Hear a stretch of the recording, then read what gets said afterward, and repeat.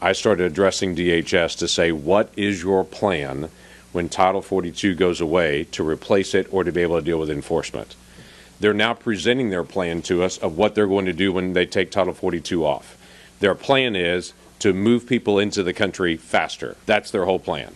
What they have worked on apparently for a year is the way to expedite people crossing the border and moving into the interior at a faster rate. Next month or two, when this is lifted, what is there in place that gives the administration confidence that some different result will happen than happened a year ago?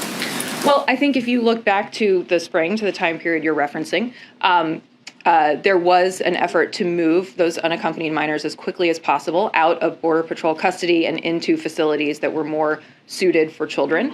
And we were able to dramatically reduce those numbers. They were in the thousands over the course of a couple of months through the work of DHS and others, and HHS, I should say.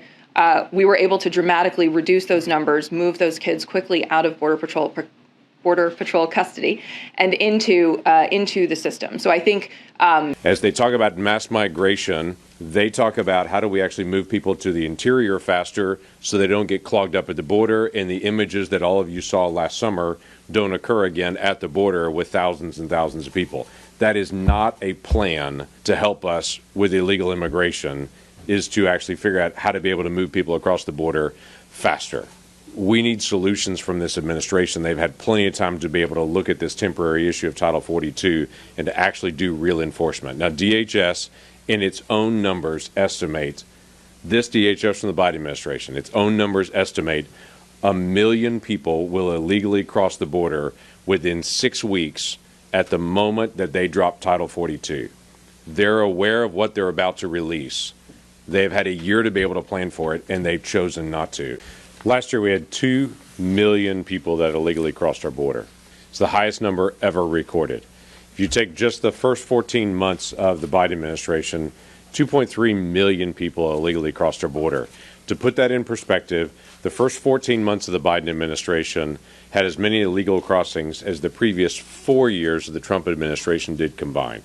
We're seeing an epidemic level of people coming across the border. Typically, the largest months are March, April. Okay, we're in it. Yeah. We're surging right now. Just for perspective, we're about to hit 1 million in 6 months. My highest year was 468,000 in the entire year, and that politically felt like the world was coming to an end. Right. So these are very, very large numbers. They're unsustainable in my view.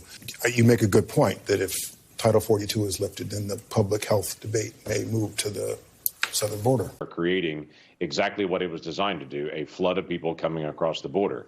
There's no question. We had 2.3 million people that have illegally crossed our border in the first 14 months of the Biden administration. That is the same total of all 4 years of the Trump administration that we actually encounter. But the difference here is the Biden administration is not only encouraging that many people to come, they're allowing them to be able to cross the border and into the country. Vice President Kamala Harris was tapped to find the root causes of immigration.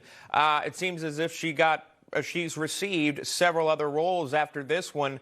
I'm not sure if this one was ever completed in terms of our border. No, I think we've identified the root cause of the illegal immigration. It happens to be at 1600 Pennsylvania Avenue. That's the root cause. And if you talk to leadership in Central America, they will say they're tired of America incentivizing their people to leave their country and to be able to come to the United States. It's crushing the economy in Central America as workers are leaving to be able to come here. And because the Biden administration just set up a policy to be able to say, y'all come, then it's creating this perpetual stream of people coming. So it is the policies that are actually driving this. So you have people who turn themselves in, who claim asylum, knowing our broken asylum system will result in their being released into the interior of the country and told to show up for a court hearing months or even years into the future. And it shouldn't surprise any of us that the huge percentage of them simply don't show up for the court hearing.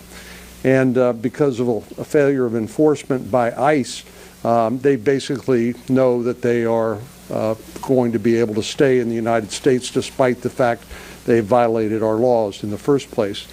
And then you have the getaways, as the Border Patrol likes to call them, and people who are up to no good making their way into the interior. They know that if they put enough people on the border, that it will overwhelm the Border Patrol's capacity to simply process these migrants. Has done to try to rebuild what was, if you remember when we came into office, a system that was decimated by the previous administration. The previous administration spent 4 years trying to tear apart a lot of the pieces of our immigration system. And so we were in many ways building from, I won't say scratch, certainly, but we were building from a place where a lot of these pieces have been torn down. So what we focused on and what the president has focused on is working with the Department of Homeland Security. End Title 42 by May 23rd. Is the Biden administration prepared to deal with the aftermath of ending Title 42 and the expected influx of migrants? Of course, we are planning for multiple contingencies, and we have every expectation that when the CDC ultimately decides it's appropriate to lift Title 42, there will be an influx of people to the. Look, we have a pattern of migration, and we are preparing to ramp up for a traditional pattern of additional people coming across the border. My question is, well, do you support eliminating Title 42 deportation authority? I don't have a personal opinion. I believe we, from a resource position, are putting forth enough money to deal with a historic pattern.